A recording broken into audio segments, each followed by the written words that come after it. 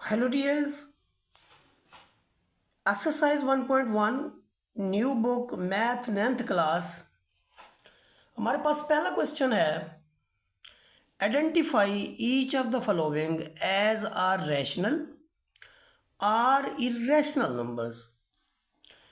किसी भी यानी एक डिजिट को हमने रैशनल या इरेशनल करना है। देखें, ये जो आपके पास पॉइंट के बाद है ये है 353535 और ये वैसे भी एक जो है फनाइट पॉइंट के बाद फनाइट नंबर ऑफ डिजिट्स हैं।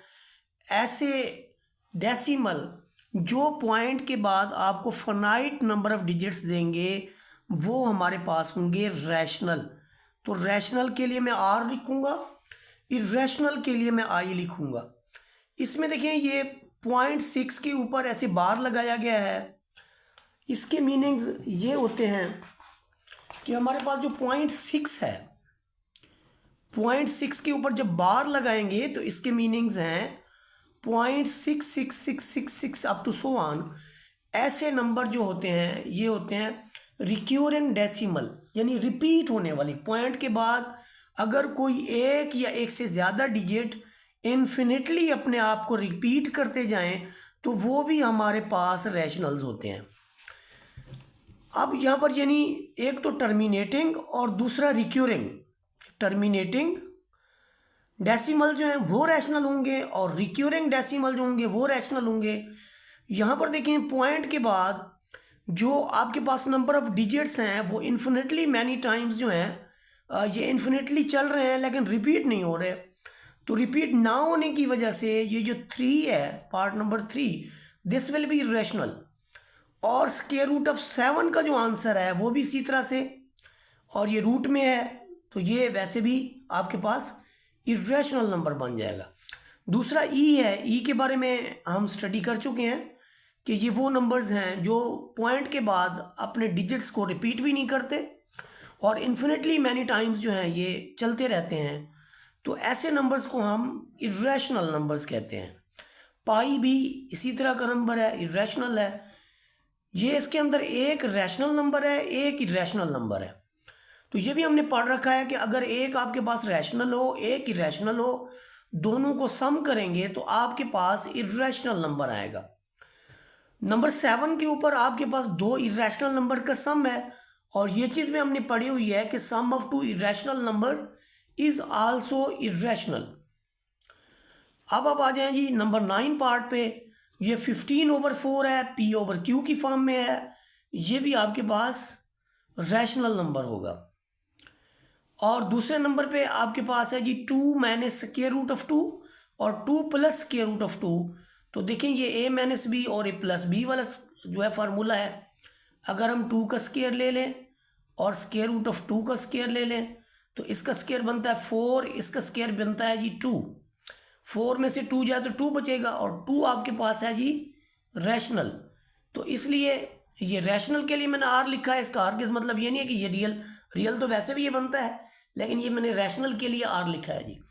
अब हम अपने स्टार्ट करेंगे जी क्वेश्चन नंबर 2। क्वेश्चन नंबर 2 जो हमारे पास है वो है जी represent the following numbers on number line. तो ये हमने इस क्वेश्चन को लिख लिया है कि फॉलोइंग नंबर्स को हमने नंबर लाइन के ऊपर जो है वो डिनोट करना है। तो यहाँ पर हमारे पास पहला पार्ट है जी स्क्वायर रूट ऑफ 2 को हमने नंबर लाइन के ऊपर रिप्रेजेंट करना है जी। देखें जी स्क्वायर रूट ऑफ 2 जो है ये हमारे पास पहला पार्ट है जी। स्क्वायर रूट ऑफ 2 को हमने सॉल्व करना है ऑन द नंबर लाइन। उसके लिए देखिए कि हमने क्या करना है जी।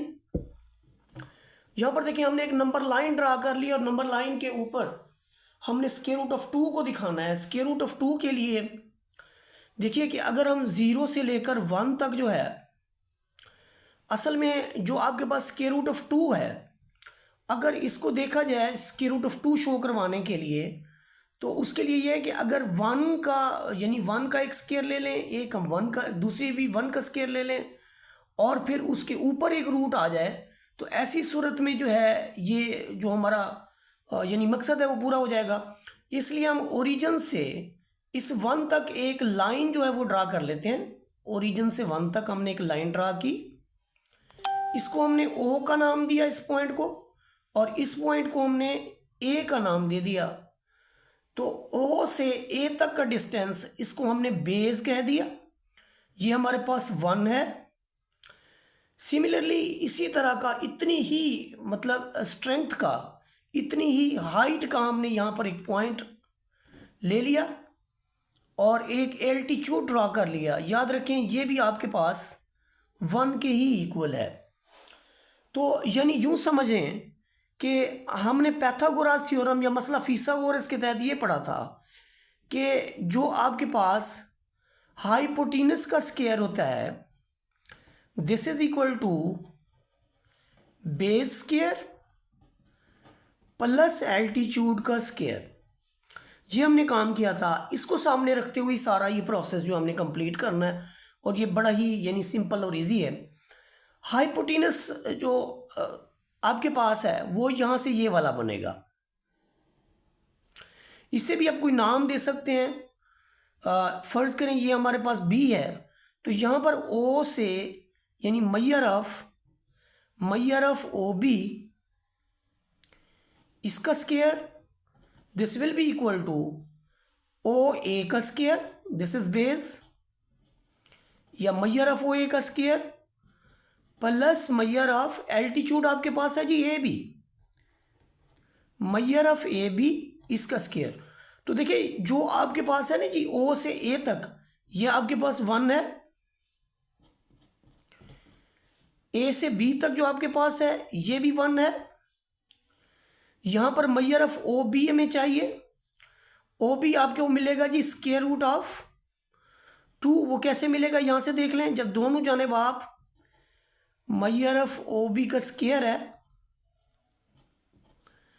इधर रूट लेंगे इधर रूट लेंगे तो ये स्क्वायर रूट ऑफ 2 बनेगा, और यहाँ पर आएगा जी measure of O B, this is equal to square root of 2। अब चूंकि हमने इसको नंबर लाइन के ऊपर ड्रा करना है, उसके लिए हमें प्रकार लेना पड़ेगा और पॉइंट ओ के ऊपर रखकर इसे बी तक एक्सपेंड कर लें। आप बी तक एक्सपेंड करने के बाद आप इसको ड्रा कर लें। ये देखिए, तो यहाँ पर इसने नंबर लाइन को जहाँ पर कट किया है, this point is equal to square root of 2। तो ये वाला जो पॉइंट है ये स्क्वायर रूट ऑफ 2 के इक्वल है। देखिए जी, स्क्वायर रूट ऑफ 3 को नंबर लाइन पर जाहिर करने के लिए ये उसी तरह की जो ऑलरेडी हमारे पास फिगर है उसी का हम ऑलरेडी यूज़ करेंगे जो क्वेश्चन नंबर 2 के अंदर हमने किया। उस पर हमने ये रखा था कि ये यहाँ से लेकर यहाँ तक हमारे पास 1 है, ये भी हमारे पास 1 है, और तब हमें मिला था जी ये स्क्वायर रूट ऑफ 2 जो है ये हमारे पास बेस है। अब चूँकि हमने स्क्वायर रूट ऑफ 3 लेना है, तो उसके लिए जाहिर है स्क्वायर रूट ऑफ 3 के लिए हमें 2 चीज़ें चाहिए। एक तो स्क्वायर रूट ऑफ 2 का स्क्वायर चाहिए, दूसरा हमें स्क्वायर रूट ऑफ यानी 1 का स्क्वायर चाहिए। तो तभी जाकर ये 2 + 1 3 बनेगा, और 3 का फिर दोनों जानिब जो हम स्क्वायर रूट लेंगे तो तब जाके हमें एक स्क्वायर रूट मिलेगा हाइपोटेनस के तौर पर। तो उसके लिए देखें, यो हमने पहले एक यानी ओ से बी तक हमने एक सर्कल ड्रा किया था, जिसके तहत हमने एक पॉइंट मार्क किया था, और उस पॉइंट को हमने नाम दे दिया था जी पी का। अब हम पी से एक परपेंडिकुलर ड्रा करेंगे, पी से एक परपेंडिकुलर ड्रा करेंगे। यहाँ पर बी से हमने एक और जो है 1 यूनिट का एक परपेंडिकुलर ड्रा करना है, चूँकि ऑलरेडी बेस के तौर पर अब हम स्क्वायर रूट ऑफ 2 को हम बेस के तौर पर लेंगे। यहाँ पर जो एल्टीट्यूड है उसके लिए फ़र्ज़ करें कि ये हमारे पास पॉइंट डी है, तो एल्टीट्यूड के तौर पर हम ये भी 1 यूनिट रखेंगे। तभी आप देखिए कि यहाँ से ये वाला जो डिस्टेंस है, ये वाला जो डिस्टेंस है ये हमारे पास हाइपोटेनस फॉर्म होगा, और ये जो हाइपोटेनस है ये फिर जाके हमें स्क्वायर रूट ऑफ 3 मिलेगा। तो आप यहाँ पर देखें कि वही फार्मूला जैसे हाइपोटेनस हम लिखते थे, यहाँ पर हाइपोटेनस अब हमारे पास बन गया है जी ओ डी। तो ओ डी का square this is equal to O B square plus B D square. तो ये यहाँ से कवर अप होगा कि अगर हमने ओ डी को फाइंड आउट करना है तो जो ओ बी आपके पास है उसकी मेजरमेंट जो है स्क्वायर रूट ऑफ 2 है, और बी से डी तक की मेजरमेंट आपके पास है 1। जब आप दोनों जानिब स्क्वायर रूट लेंगे तो यहां से आपको मिलेगा 2, यहां से मिलेगा 1, इधर से आपका ओ डी बाहर आ जाएगा और ये मिल जाएगा जी आपका स्क्वायर रूट ऑफ 3। अब जो ओ डी हमने फाइंड आउट कर लिया है स्क्वायर रूट ऑफ 3, अब मैयर भी लगा दें चाहें तो, स्क्वायर रूट ऑफ 3 मालूम कर लिया है। इतना ही हमने प्रकार की एक्सपेंशन करनी है, खोलना है इसको। ये देखिए ये हमने प्रकार को खोला और खोलने के बाद नुक्ता ओ पर रखकर ये देखिए ये हमने जो कॉस लगाई है और यहाँ पर एक पॉइंट जो क्रिएट हुआ है, इस पॉइंट को हम लेंगे स्क्वायर रूट ऑफ 3 के इक्वल। Let this is some Q. तो ये पॉइंट क्यू जो है स्क्वायर रूट ऑफ 3 के इक्वल, ये हमारी रिप्रेजेंटेशन हो गई है जी स्क्वायर रूट ऑफ 3 की ऑन द नंबर लाइन। इसके बाद आने वाले क्वेश्चन खासे आसान है। मसलन 4 इंटीजर 1/3 या 4 से 1/3, इसका क्या मतलब है कि 4 तो आपका परमानेंट एक पूरे का पूरा नंबर है। आगे आपने देखना है 1/3 को। तो 1/3 का मतलब ये है कि 4 कंप्लीट 4 यहाँ पर बनता है आपके पास। 4 से 5 तक आप इसको बराबर 3 हिस्सों में तकसीम कर दें। तो ये जो आपके पास पहला हिस्सा होगा ये आपका होगा देखें ये आपका होगा 4, ये यानी 4 से 1/3 के बाद आपका आना है 4 से 2/3, फिर आपका आना है 4 से 3/3, और ये जो 4 से 3/3 है ये असल में 4 + 1 यानी 5 के इक्वल है, और ये आपके पास है 4 + 2/3 के इक्वल। तो ये जो आपके पास 4 से 1/3 है इसे असल में हम कहते हैं 4 + 1/3। तो ये अगर 4 से 5 तक हम इसे बराबर 3 हिस्सों में तकसीम करें, पहला हिस्सा, दूसरा हिस्सा, तीसरा हिस्सा, तो ये जो पहला हिस्सा है ये आपका बनता है 4 इंटीजर 1/3, ये वाला पार्ट जहाँ पर मेरा पेंसिल है। पार्ट नंबर 4, इसमें देखें आपके पास है -2 इंटीजर 1/7, चूँकि ये मनफी के अंदर है तो यूँ समझिए कि नफ़ी बाहर है, इधर आपके पास है 2 + 1/7, यानी आपने -2 के आगे जाना है -3 तक और इसे बराबर 7 हिस्सों में तकसीम करना है। Late this is 1st, 2nd, 3rd, 4th, 5th, 6th and ये 7th। तो इसके अंदर जो पहला पार्ट होगा ये वाला, ये आपका होगा जी -2 इंटीजर 1/7। तो -2 से -3 के दरमियान अगर हम इसे बराबर 7 हिस्सों में तकसीम करके एक हिस्सा ले लें तो वो हमारा होगा -2 इंटीजर 1/7। ये जो 5/8 है आपके पास ये एक पॉजिटिव नंबर है, 0 से इस जानिब होगा, लेकिन आप देखिए इसका नोमिनेटर छोटा है और डिनोमिनेटर बड़ा है, तो ये जितने भी डिजिट होते हैं ये आपके 1 से लेस होते हैं। तो 5/8 का क्या मतलब है कि अगर हम 0 से 1 तक इनको बराबर 8 हिस्सों में तकसीम कर दें, 1 2 3 4 5 6 7 और यहाँ पर ये 8, ये थोड़ा सा मुझसे छोटे बड़े हो गए। तो इस सेंस में जो 5वां हिस्सा होगा, फ़र्ज़ करें मैं दोबारा लगाता हूँ 1st, 2nd, 3rd, 4th, 5th, 6th, 7th और ये 8th। तो ये जो 5वां हिस्सा ये वाला होगा ये आपको देगा जी 5/8। इसके बाद आपके पास है जी 2 इंटीजर 3/4। ज़ाहिर है 2 आपके पास फुल एक नंबर है, दूसरा आपने 3/4 जाना है तो 2 फुल हो गया, इनको 3/4 कर लें जी, 1 2 और 3। तो 3/4 में ये वाला हिस्सा होगा, यानी ये वाला जो पार्ट है हमारे पास ये होगा जी 2 इंटीजर 3/4। तो ये वाला जो हिस्सा होगा ये हमारा रिक्वायर्ड रियल नंबर होगा। अब आते हैं ये हम क्वेश्चन नंबर 3 की तरफ। इसके अंदर देखें express the following as a rational number P/Q, कि हमने इसे P ओवर Q की फॉर्म में जो है इंडिकेट करना है। दिस इज़ वेरी सिंपल कि हमने rational number P over Q की फॉर्म में इसे दिखाना है।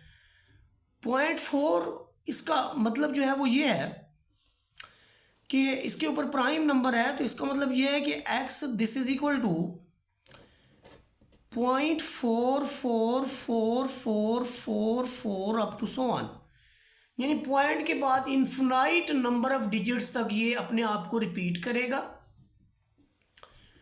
तो अगर हम इसको यानी 10 से मल्टीप्लाई कर दें ऑन बोथ साइड्स, आप इसकी मल्टीप्लिकेशन कर दें 10 के साथ, अब 4 आप जितने भी लिखेंगे कोई फ़र्क नहीं पड़ता, डॉट डालें, तो उसमें ये होगा कि जब ये 10 से मल्टीप्लाई होगा तो हमारा जो ये पॉइंट है ये पहले डिजिट के बाद आ जाएगा। यानी यहाँ पर तो आपको मिल जाएगा जी 10x, यहाँ पर आपको मिल जाएगा जी 4.44444 अप टू सो ऑन, ये भी उसी तरह से। तो जिसे आप ऐसे करके लिख सकते हैं कि this is 4 plus 0.4444 up to so on. ये आपके पास 10x है, ये जो आपके पास वैल्यू है जिसे आपने 4 प्लस करके लिख दिया है, ये असल में 4 प्लस x है। ये सारे वाला जो है इससे तो हमने यहाँ पर x कहा था, तो ये सारा आपके पास x है। अब x इधर जाके सब्ट्रैक्ट होगा, 10x minus x this is 4, और यहाँ से आपको मिलेगा जी 9x इज इक्वल टू 4, और यहाँ से आपको मिलेगा जी दोनों जानेब अब आप 9 पे डिवाइड कर दें तो आपको मिलेगा जी x this is equal to 4 over 9। ये वो वैल्यू है जिसे हमने, ये वो रैशनल नंबर है जिसे हमने फाइंड आउट करना था। पार्ट नंबर 2 के अंदर देखिए आपके पास है 0.37, और यहाँ पर आपके पास इसके ऊपर 37 के ऊपर कंटिन्यूसली जो है ना ये बार है, जिसे हम 0.37373737 अप टू सो ऑन लिख सकते हैं। अब यहाँ पर चूँकि रिपीट होने वाली जो वैल्यू है उसमें पॉइंट के बाद 2 डिजिट हैं, पिछली बार 1 डिजिट था तो हमने 10 से ज़रब दी थी, अब 2 डिजिट हैं तो हमें 100 से इसको मल्टीप्लाई करना पड़ेगा। जब लेफ़्ट हैंड साइड पे हमने 100 से मल्टीप्लाई किया तो राइट हैंड साइड पे भी आपने 100 से ही इसको मल्टीप्लाई करना है। 0.37373737 अप टू सो ऑन, ये हमारा रिज़ल्ट बन जाएगा जी। ये 100x, ये जो पॉइंट है जब 100 से मल्टीप्लाई होगा तो पॉइंट 2 इंचों के बाद चला जाएगा, यानी आपका आ जाएगा जी 37.373737 अप टू सो ऑन, जिसे आप further 37 plus 0.37373737 up to so on लिख सकते हैं। ये सारी की सारी वैल्यू आपकी एज इट इज़, ये सारे का सारा आप देखें जो नंबर 1 पे हम कह गए थे ये सारे का सारा x है। अब इधर आपके पास 100x है, इस x को इस तरफ अगर आप लाते हैं तो 100x में से x निकलेगा, इधर आपका 37 ऑलरेडी, तो 100 में से x गया तो आपको मिलेगा जी 99, दिस इज इक्वल टू 37। अब 99 पे आप नेक्स्ट यहाँ पर 99 को x को आप 99 पे, तो राइट साइड पे भी आप 37 को जो है वो 99 पे डिवाइड करेंगे, इससे ये कैंसिल हो जाएगा और आपको मिलेगा x is equal to 37 over 99। ये वो रैशनल नंबर है जिसे हमने फाइंड आउट करना था। यहाँ पर देखें आपके पास 0.21 के ऊपर फिर बार है, तो 0.21 को आप इस तरह से लिख लेंगे, और ये भी चूँकि पॉइंट के बाद 2 डिजिट हैं, अगर 3 होते तो फिर मैं इसको 1000 से मल्टीप्लाई करता, दो डिजिट हैं तो मैं इसको 100 से मल्टीप्लाई कर दूंगा, इसे भी 100 से मल्टीप्लाई कर लें आप।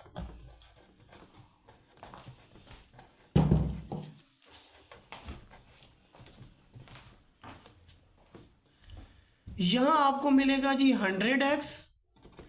इधर पॉइंट जो है ये आपका दो डिजिट पीछे खुसक जाएगा, यानी 21.2121 अप टू सो वन।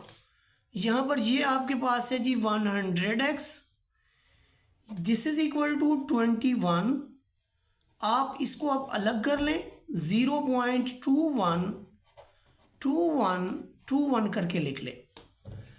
अब ये ओवरऑल आपके पास क्या है, दिस इज 21 और ये सारे का सारा जो माजरा है, ये तो पहला जो हमने x लिखा था ये तो वही है, तो इसकी जगह पे आप दोबारा x लिख लें। और यहाँ पर देखिए हमारे पास 100x था। अब x जब इसमें से आके सब्ट्रैक्ट होगा तो यहाँ पर हमें क्या देगा, 100x minus x, this is equal to 21 and from here 99x, this is equal to 21 and from here x is equal to 21/99। यहाँ पर एक चीज़ का ख्याल रखें कि इस जगह के ऊपर चूँकि ये 3 पे डिविजिबल है तो इसकी जो इक्विवेलेंट फ्रैक्शन है इसे भी आप 3 पे डिवाइड कर दें, आपको 7 देगा। इसे 3 पे डिवाइड करें तो आपको 33 देगा, यानी नॉमिनेटर और डिनोमिनेटर दोनों को हमने 3 पे डिवाइड कर दिया तो हमें रिजल्ट मिला 7/33। क्वेश्चन नंबर 4 के इस पार्ट के अंदर देखें तो हमने इस रियल नंबर की प्रॉपर्टीज़ को देखना है कि पहले देखें जस्ट यानी a + b + c = a, यानी पहले दो के दरमियान ब्रैकेट है और लास्ट फिर लास्ट दो के दरमियान ब्रैकेट है और फर्स्ट। ये हमारा एसोसिएटिव लॉ है, एसोसिएटिव लॉ अंडर एडिशन। देखें ये इस टाइप का है कि a + b this is equal to b + a। ये हमारा है जी commutative law under addition, commutative law under addition. ये जो हमारे पास है ये एडिटिव इन्वर्स है एक दूसरे का, तो ये प्रॉपर्टी आपके पास है जी एडिटिव इन्वर्स। ये हमारे पास है जी left distributive property of addition, ये है जी left distributive property of multiplication over addition. ये है जी हमारे पास एडिटिव आइडेंटिटी, एडिटिव आइडेंटिटी। ये असल में ऐसे है कि a + 0 = a। ये हमारे पास है जी मल्टीप्लिकेटिव आइडेंटिटी। ये यूं है कि a × 1 = a, तो 1 एक ऐसा एलिमेंट है जो किसी भी वैल्यू के ऊपर यानी अप्लाई करें मल्टीप्लाई करें तो दैट डजंट चेंज। तो ये यूं समझ लें कि आपका x × 1 या 1 × x this is x, so 1 is multiplicative identity under multiplication. ये हमारे पास है जी एसोसिएटिव लॉ ऑफ मल्टीप्लिकेशन। ये रियल नंबर का एसोसिएटिव लॉ है मल्टीप्लिकेशन। और ये जो लास्ट वन है ये आपके पास कम्यूटेटिव लॉ अंडर मल्टीप्लिकेशन है जी, कम्यूटेटिव लॉ अंडर मल्टीप्लिकेशन। देखिए जी ये आपके पास जो गिवन है ये है जी -3 - 1 लेस देन -1। तो -3 में हमने क्या ऐड किया है कि 0 हो गया है, असल में हमने इसमें +3 ऐड किया है, -1 + 3 दोनों जानिब, तभी ये आपका 0 बना और ये आपका 2 बना। तो इस सेंस में हम कह सकते हैं कि हमने यहाँ पर एडिटिव प्रॉपर्टी को जो है वो ऐड किया, एडिटिव प्रॉपर्टी को हमने इस्तेमाल किया। जो नेक्स्ट पार्ट हमारे पास है उसके अंदर देखें कि ये a लेस देन b है, तो ये इसका इन्वर्स लॉ है, 1/a will be greater than 1/b, तो दिस इज इन्वर्स लॉ।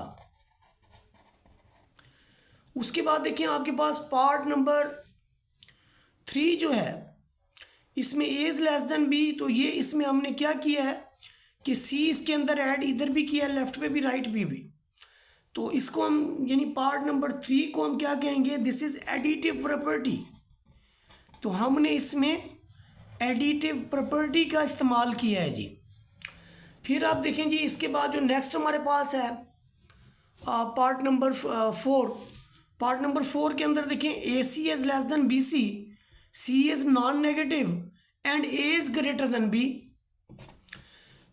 तो यानी ये जो हमारे पास प्रॉपर्टी है, अगर इसको भी हम सी पे डिवाइड कर दें और इसे भी सी पे डिवाइड कर दें और यहाँ पर देखें सी एक पॉजिटिव नंबर है, तो किसी भी इनइक्वालिटी को पॉजिटिव नंबर से मल्टीप्लाई करें या डिवाइड करें तो उसका जो ये वाला साइन है ये चेंज नहीं होता। यहाँ पर जो हमारा रिजल्ट है वो ये है कि A is greater than B, C negative है। जब कभी भी नेगेटिव नंबर से देंगे तो आपकी इनइक्वालिटी का साइन जो है वो चेंज हो जाएगा। तो यहाँ पर हमें लिखना क्या पड़ेगा, मल्टीप्लिकेटिव प्रॉपर्टी या मल्टीप्लिकेटिव प्रॉपर्टी। हाँ जी बिल्कुल, यहाँ पर सिर्फ प्रॉपर्टी का नाम लिखेंगे हम, मल्टीप्लिकेटिव प्रॉपर्टी। लेकिन एक चीज़ का यहाँ पर आप याद रखें कि ये multiplication of N ordered property bye a negative number, तो ये मल्टीप्लाई या डिवाइड आप कह लें या डिवीजन प्रॉपर्टी आप कह लें, तो उस सूरत में भी ठीक है, चलें मल्टीप्लिकेटिव प्रॉपर्टी। लेकिन ये हमने नेगेटिव नंबर से किया है, जब भी नेगेटिव नंबर से करेंगे इनइक्वालिटी आपका साइन चेंज हो जाएगा, तभी यहाँ पर ए ग्रेटर देन बी आया हुआ है। अगर सी पॉजिटिव होता तो फिर इनइक्वालिटी चेंज ना होती। नेक्स्ट आपके पास है either A is greater than B or A is equal to B, यानी 3 पॉसिबिलिटी हैं कि कोई से 2 नंबर्स के दरमियान में कि या तो पहला बड़ा होगा या दूसरा बड़ा होगा या दोनों आपस में एक जैसी उम्र के होंगे। इसको हम कहते हैं जी ये ट्राइकोटॉमी प्रॉपर्टी है, ट्राइकोटॉमी प्रॉपर्टी इसका नाम है जी। यहाँ पर देखें जी, insert 2 rational numbers between 1/3 and 1/4।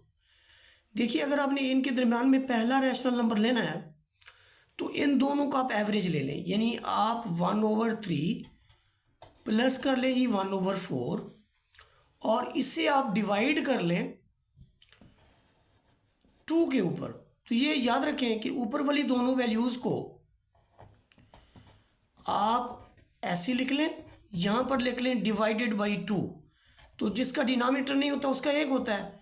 यहाँ पर आप ले लें एलसीएम, 3 और 4 का एलसीएम 12, 4 मल्टीप्लाई होगा 1 से और 1 मल्टीप्लाई होगा 3 से। अगर मैं इसे मल्टीप्लिकेशन में चेंज करूँ तो फिर मेरा 1 ऊपर होगा और 2 नीचे आएगा। इस सेंस में आपको ये 4 और 3 7 देगा, नीचे आपके पास 12 है, मल्टीप्लिकेशन में आपके पास है जी 1/2, तो यहाँ पर कोई कटिंग नहीं होती। तो 7 को 1 से ज़रब दें आपको 7 मिलेगा और 12 को 2 से दें आपको 24 मिलेगा। अब 1/4 और 1/3 के दरमियान अगर मैं बिटवीन की बात करूं तो यहाँ मेरा जो डिजिट बन रहा है वो बन रहा है जी 7/24। ये याद रखें कि ये मैंने मिड वैल्यू ली है तो वैसे इंडिकेट कर दिया, वरना इसको रियल लाइन पे लिखने की ज़रूरत तो नहीं है। अब सवाल ये पैदा होता है कि एक और भी इनके बिटवीन करना था। अब चाहे तो आप ये कर लें, चाहे तो आप ये कर लें, जो आपको बेहतर लगे। चलें जी हम इसका अगले वाला कर लेते हैं। अब अगर हम इसके और इसका एवरेज ले लें तो भी बिटवीन आ जाएगा, अगर हम इसका और इसका एवरेज ले लें तो भी बिटवीन आ जाएगा। तो देखिए जो आपका दिल करे वो आप कर लें।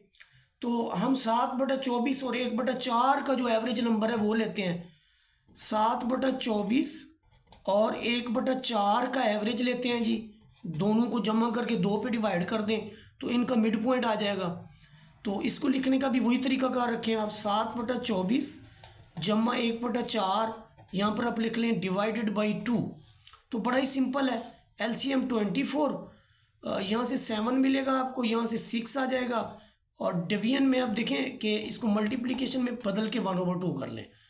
अब ये 7 और 6 आपका 13, डिवीजन में आपके पास है 24, मल्टीप्लिकेशन में आपके पास है 1/2। आप मल्टीप्लाई कर दें इसको, तो क्या देगा आपको 13/48। तो ये याद रखें, क्योंकि ये मैंने मिड पॉइंट लिया है जी 1/4 7/24 के दरम्यान में, तो ये मुझे मिला है जी 13/48। अब चूंकि ये एवरेज ये भी हो सकती है और ये भी हो सकती थी, तो इसलिए बुक में इसके आंसर नहीं दिए हुए, तो परेशान होने की ज़रूरत नहीं है। चाहे आप ये वाला नंबर निकाल लें या ये वाला एवरेज निकाल लें, वो इनके बिटवीन जो है ना वो रैशनल नंबर्स तो आ गए। वैसे इनके दोनों के दरमियान में रैशनल नंबर या इरेशनल नंबर इनफिनाइट हो सकते हैं, तो उनमें से किसी एक दो को आप फाइंड आउट कर लें, उसके लिए प्रोसेस यही है। बाकी बुक में इसके आंसर होने का मतलब ये नहीं है कि जो हमने किया है गलत है, ये भी ठीक है। लेकिन जी बहुत ही आसान आ गया जी। 3 और 4 का जो है आप देखें, 3 को आप 4 में प्लस करके 2 पे करें तो आपको एक नंबर तो मिल गया जी बिल्कुल पेड वाला 7/2। अब आप दूसरा नंबर फाइंड आउट करना चाहते हैं तो चलें जी, पिछले में हमने ये 2 किए थे, अब इसमें ये कर लेते हैं, 3 + 7/2 कर लेते हैं। तो इसका एवरेज ले लेते हैं, तो इसको हम लिखेंगे 3 + 7/2 डिवाइडेड बाई 2। तो 1 डिनोमिनेटर कर लें, इसका भी 1 कर लें, ये 2, 6 + 7/2 मल्टीप्लाइड बाई 1/2, ये हमें मिलेगा जी 13/2 मल्टीप्लाइड बाई 1/2। तो रिजल्ट इज 13/4। ये इम्प्रॉपर फ्रैक्शन है जी। तो ये जो 13/4 है वो हमें यहाँ पर मिलेगा 13/4। इसे रियल लाइन पे आपको डिनोट करने की ज़रूरत नहीं है। तो ये आपके दो नंबर्स आ गए 7/2 और 13/4 बिटवीन 3 और 4। यहाँ पर देखिए आपके पास ये रैशनल नंबर बिटवीन 3/5 एंड 4/5। तो पहला तो यहीं से आप स्टार्ट कर लें, 3/5 + 4/5 का भी एवरेज ले लें। इसे फिर हमने फर्दर कैसे लिखा है जी, दिस इज इक्वल टू, अच्छा दोनों के डिनोमिनेटर में 5 है तो LCM 5 ले लें आप, ऊपर 3 + 4, डिवीजन वाले 2 को चाहे आप यहाँ पर मल्टीप्लाई कर दें, बात तो एक ही है। 3 और 4 7, 7/10। अब ये मिड पॉइंट यहाँ पर आ गया जी 7/10। दूसरे नंबर पे ये कि आप 3/5 या 7/10 का एवरेज ले लें, या 7/10 4/5 का। तो 7/10 और 4/5 दोनों को जमा करके 2 पे डिवाइड कर देते हैं, इनका एवरेज ले लेते हैं। तो ऊपर आपको मिलेगा जी 5 इसके अंदर शामिल है, तो 10 LCM होगा। देखें 7/10, ये 10 है, इसे इसके एक तरीका अगर ये होता है कि इसको भी आप 10 कर लें, यानी ऐसे इस तरह से भी आप कर सकते हैं कि फ्रैक्शन एक जैसे बना दें। डिवीजन में 2 लिखने का मतलब ये है कि बाद ये 1/2 हो जाएगा। तो ये 7/10, ये आपका 8/10, और ये मल्टीप्लाइड बाई, ये देखें 1 ऊपर 2 नीचे। अब डिनोमिनेटर एक जैसे हैं तो ऊपर वाली वैल्यूज़ आपस में प्लस हो सकती हैं, यानी 15/10 ज़रब 1/2, तो ये आपको मिलेगा जी 15/20। अब ये आपका सिंप्लीफाइड है, यानी 5 पे इसको डिवाइड कर दें, 5 पे इसको, तो आपको मिलेगा 3/4। तो ये जो हमने यानी फाइंड आउट किया है, ये इनका मिड पॉइंट है 3/4 का। अगर आपको वीडियो अच्छी लगी तो लाइक शेयर सब्सक्राइब करते हैं। जज़ाकल्लाहु खैर।